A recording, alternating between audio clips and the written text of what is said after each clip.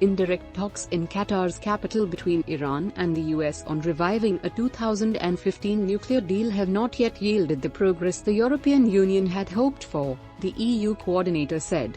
The indirect negotiations in Doha are an attempt to reboot long-running European Union-mediated talks in Vienna on a return to the 2015 nuclear agreement between Tehran and world powers.